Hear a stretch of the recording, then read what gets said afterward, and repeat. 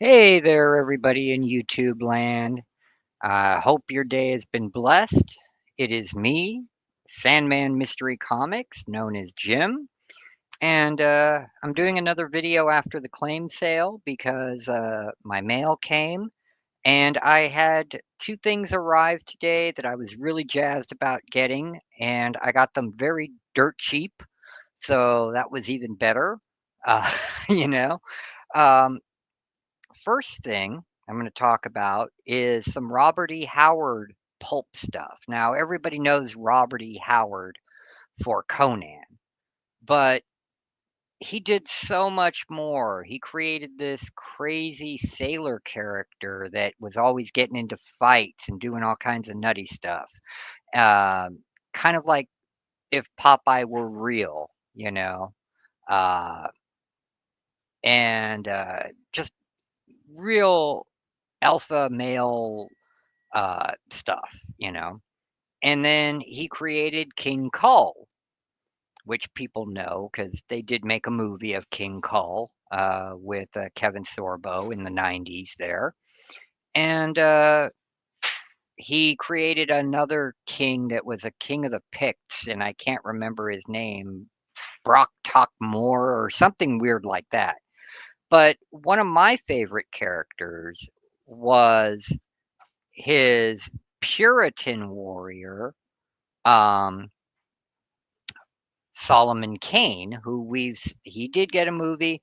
He's had comic books done about him, and I got the collection of the original paperbacks, not the pulp novels they appeared in, because I couldn't afford those, of course. But these are from a company called Centaur Press. They were all put out in 1968, and it's three little paperbacks that cover all the short stories of Solomon Kane. The first one they titled The Moon of Skulls, great painted work.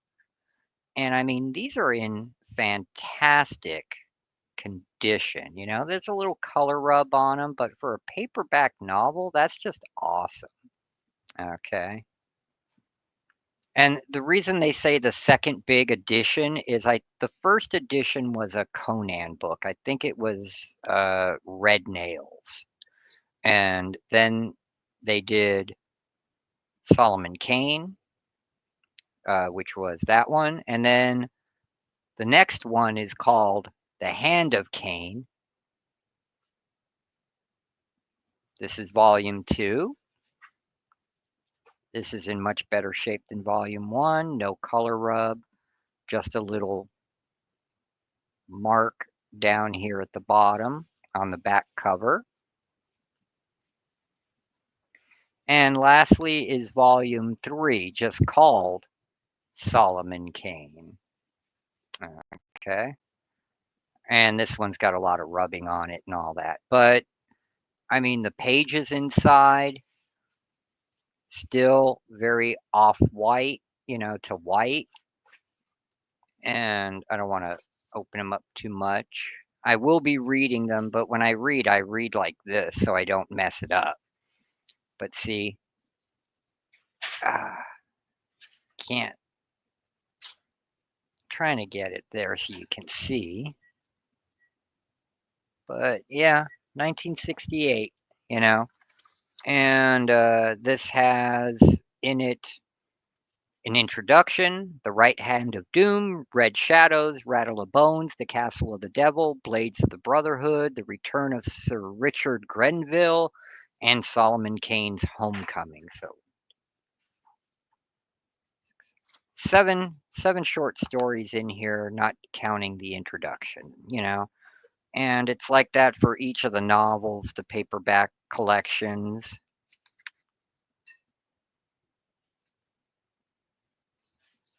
Actually, volume 2 only has 4 short stories in it.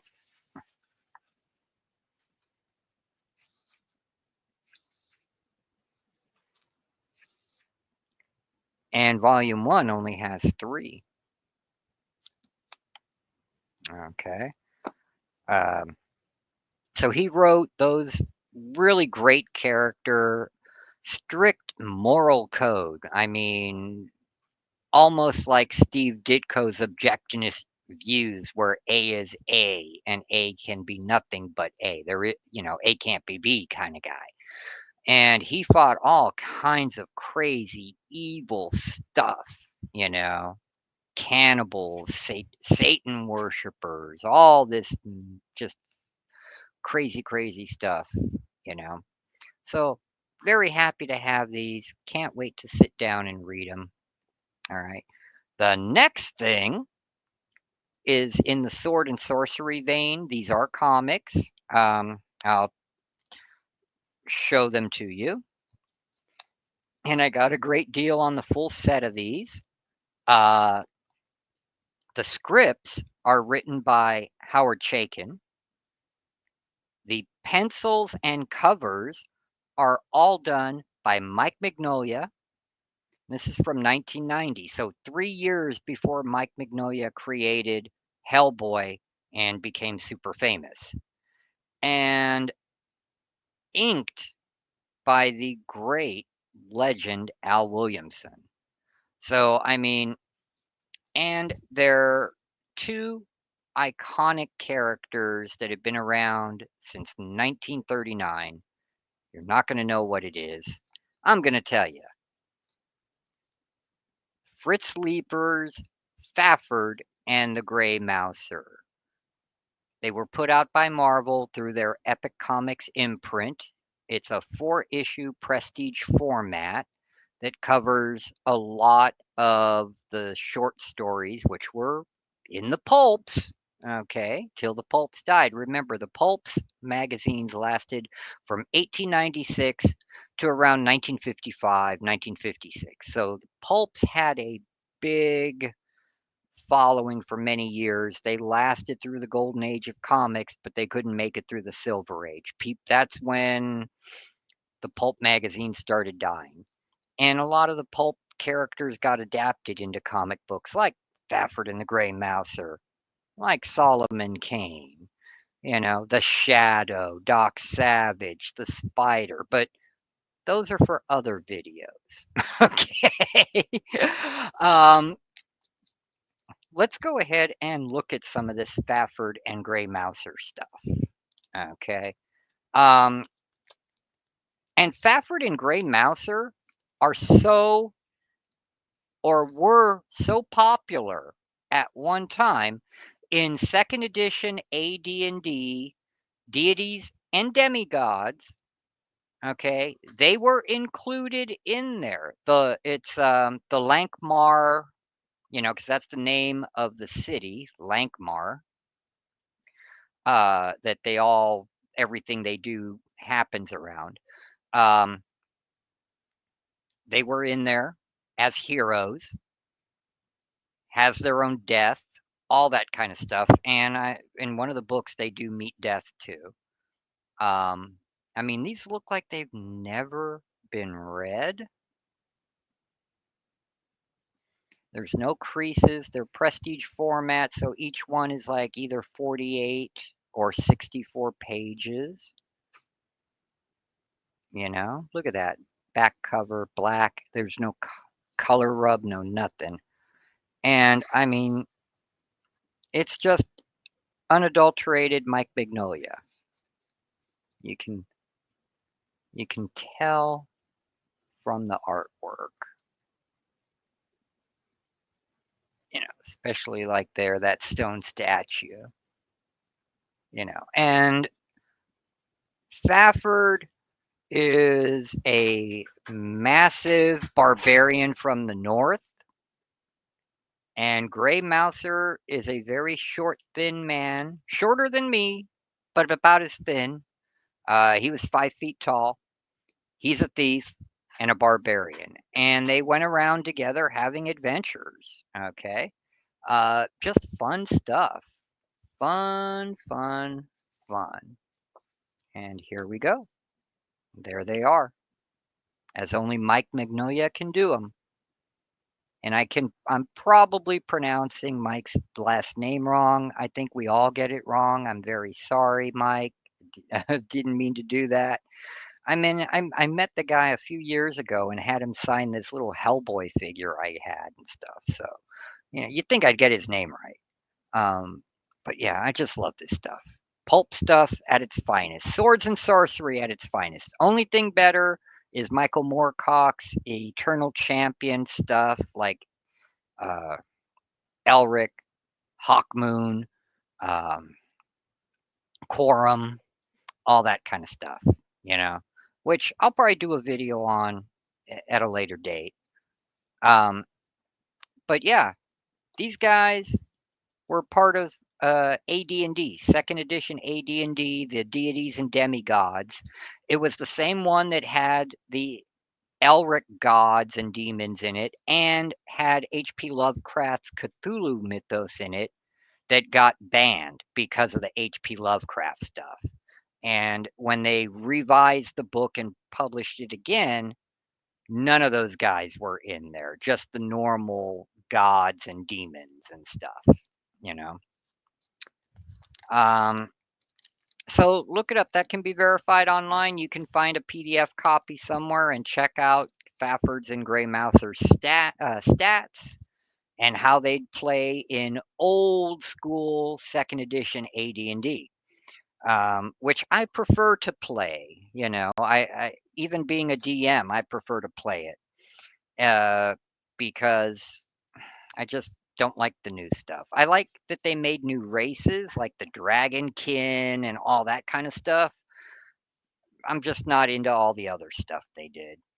And this is issue 3. This is an adaptation of one of, I think, the best stories where the two of them actually invade the castle of death. And you see death there. And they get a lot more than they bargained for when they invade the castle of death. Okay. I mean, just crazy off off the scale stuff. Um, so if you can find these and they're inexpensive, grab them. They are a great read. Early Mike Mignola before he got famous, doing stuff for Epic. Come on now. Everybody knows him for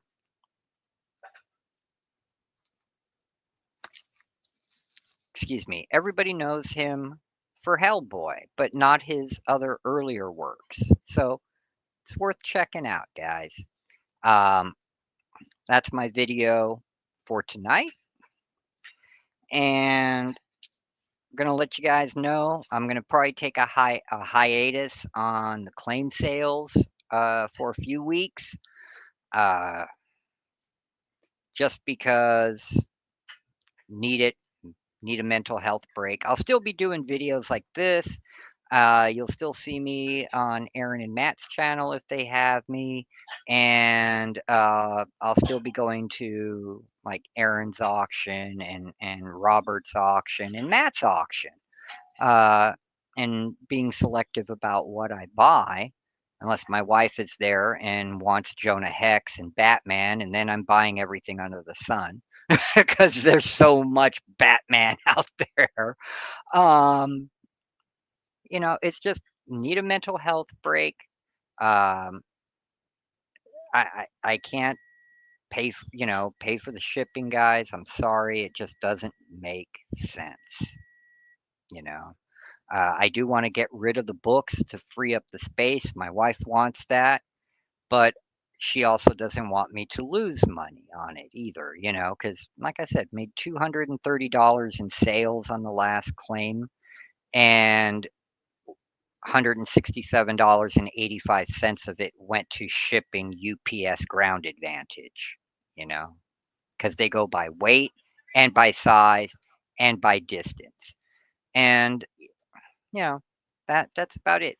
One thing I do need to do, guys, and I said I would, I'm going to open my Titanosaurus, and I'm going to do that in this video right now. I didn't get to do it on the claim sale. So here we go. And literally, this is the first time I've opened one of these Godzilla reaction figures. You can ask my wife. I used to have them on the wall displayed. I even have the San Diego Comic-Con ones, which were special edition. They had glow-in-the-dark backing with Japanese writing, and the character was all glow-in-the-dark, and the figures were glow-in-the-dark. Okay, let's get him out. Come on now. Ah, there's a little thingy. Okay. And there was one on his arm too. And that between his legs. There we go. So there we go. This is the Titanosaurus. They didn't put all the details in the color because he's got a lot of oranges, blacks, and yellows on the bumps. If you can see his bumpy scales and stuff. Because it's just a little toy. It's made for collectors. And he's got 5 points of articulation: the legs, the arms, and the head.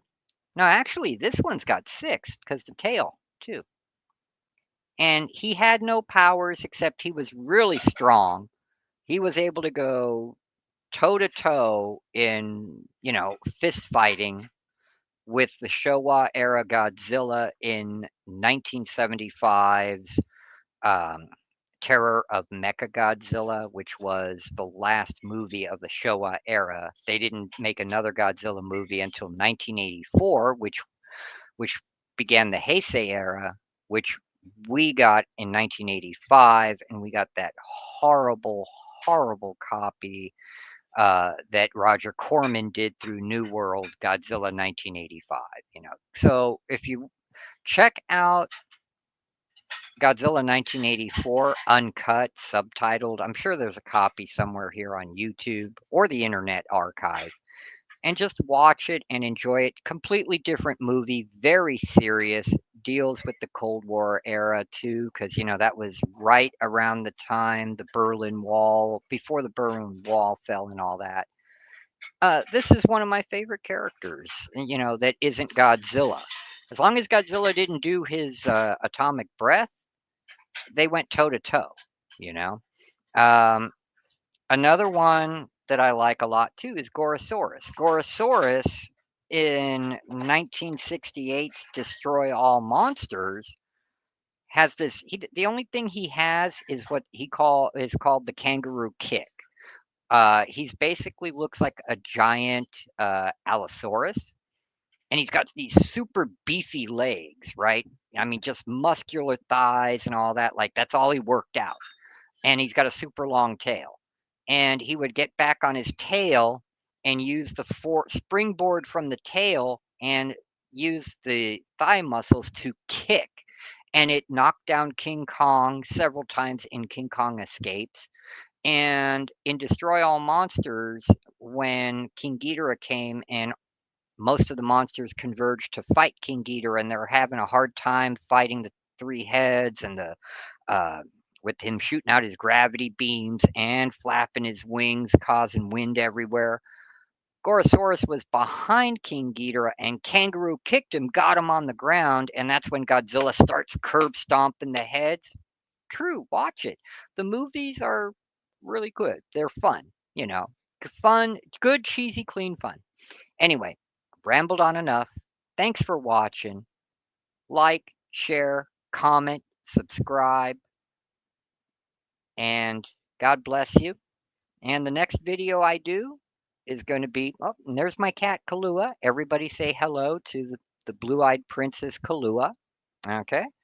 Uh, so that's it.